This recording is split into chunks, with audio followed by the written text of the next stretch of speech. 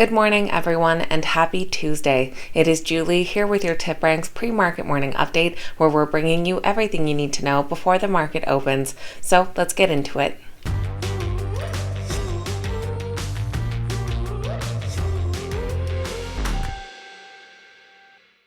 Alright guys, welcome back and thank you all so much for being here. This morning we'll be taking a look at exciting stock market news. Not much happenings for earnings reports, but we will take a look at which stocks are the morning's biggest gainers and losers.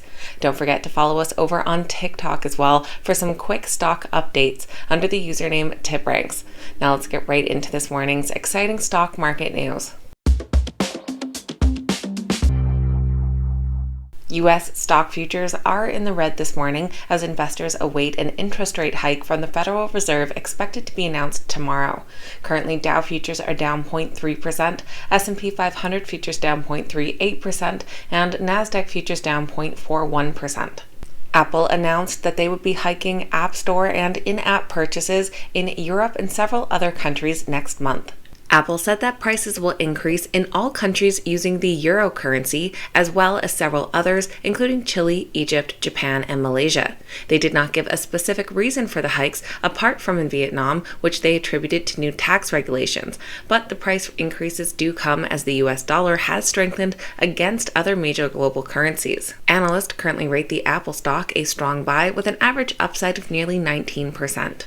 Ralph Lauren unveiled a 3-year strategic plan and also provided a long-term financial outlook in their first Investor Day since 2018. Their outlook remains upbeat even in the face of rising inflation and slowing consumer spending trends.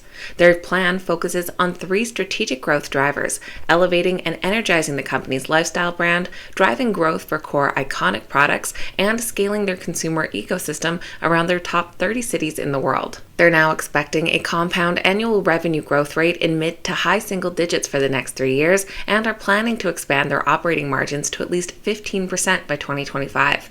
Analysts currently rate the Ralph Lauren stock a moderate buy with an average upside of 15%. Ford is expecting $1 billion of higher than expected supplier costs to hit their Q3 profitability. The update reflects the impact of inflationary pressures and supply chain bottlenecks. They also revealed that they expect to include 40,000 to 45,000 vehicles in inventory at the end of Q3 due to a shortage of certain parts. The company highlighted that vehicles that faced component shortages in Q3 included high-demand, high-margin models of their popular trucks and SUVs. On a positive note, they did reaffirm their full-year adjusted EBIT outlook of $11.5 to $12.5 billion despite higher costs and disruptions faced in this quarter. Analysts currently rate their stock a hold with an average upside of nearly 7%. And a U.S. judge has denied the U.S. Justice Department's attempt to stop UnitedHealth from buying CHNG healthcare.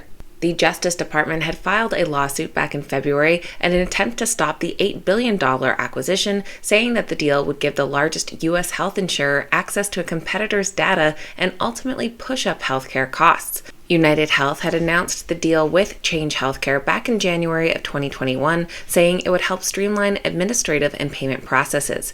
They said they were pleased with the decision by the court and looked forward to combining with CHNG as quickly as possible. As I mentioned, there is not much happening with earnings this morning, so let's jump right along to this morning's biggest gainers and losers.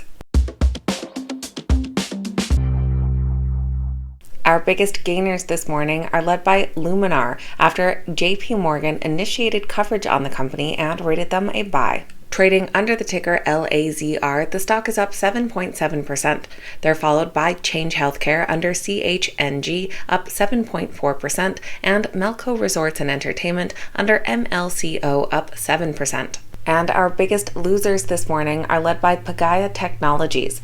Insiders are selling off shares as their 90-day lockup period expires following their SPAC merger back in June. Trading under the ticker PGY, the stock is currently down 59%.